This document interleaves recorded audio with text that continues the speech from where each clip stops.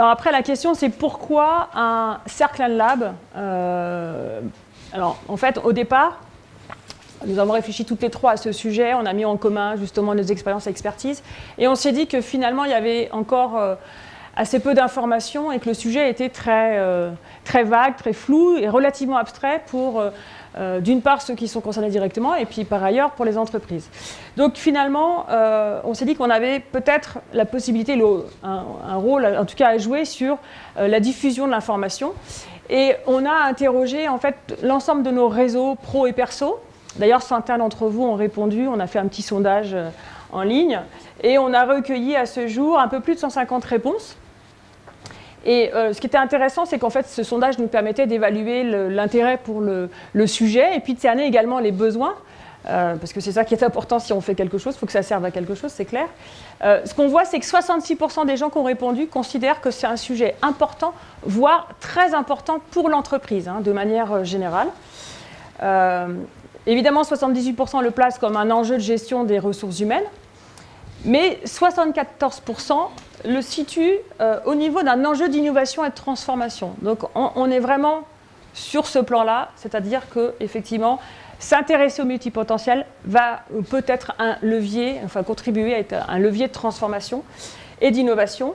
Et donc on s'est dit que ce qui serait intéressant, c'est de pouvoir de créer un espace, un lieu d'échange et de rencontre. Et donc, la notion de Cercle & Lab regroupe, on va dire, un peu deux facettes. Une partie cercle qui rassemblerait finalement toutes les personnes intéressées par le sujet, concernées directement ou non, mais en tout cas qui ont envie d'en savoir un peu plus. Donc ça peut être des entreprises, des dirigeants d'entreprise, des experts, des personnes à titre personnel, qui ont envie de réfléchir, de coproduire, d'échanger aussi les pratiques sur ce qui se fait, comment ça se fait et comment on pourrait identifier une sorte de recueil de bonnes pratiques pour apprendre.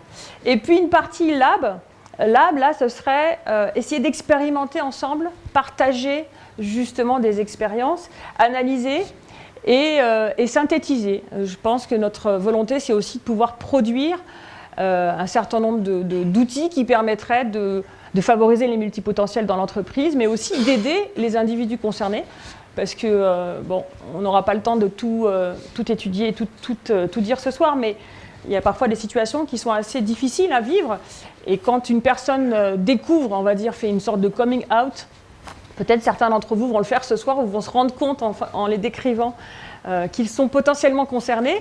Et effectivement, quand on est adulte et qu'on découvre tout cela, c'est vrai qu'après, qu'est-ce qu'on en fait, quoi ? On comprend mieux son fonctionnement, mais en même temps, comment est-ce qu'on fait pour gérer les caractéristiques, dont notamment l'hypersensibilité ? On y reviendra. Donc finalement, Out of the Box, c'est un lieu qui se veut être un lieu d'échange, de réflexion, de coproduction, un peu en mode test and learn. Nous pensons que mettre en commun nos trois expertises vont permettre d'aller beaucoup plus vite et beaucoup plus loin ensemble. Et donc, on souhaite pouvoir mettre à disposition de tous ceux que ça intéresse. Et en même temps, de s'ouvrir, puisqu'on travaille sur l'inclusion, d'ouvrir aussi une pluridisciplinarité d'approche, de vécu, d'expérience. Bon, même si nous sommes trois blondes, ça c'est un peu dommage. En tout cas, sachez que nous avons une vraie diversité cognitive entre nous et que pour aboutir à cela, c'est des mois et des mois de travail. Voilà.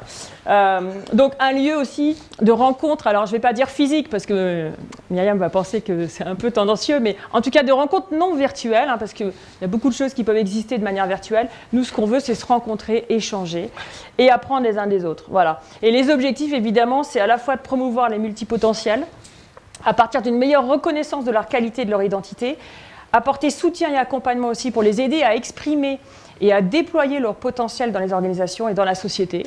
L'idée, c'est d'être un véritable révélateur de toute leur potentialité.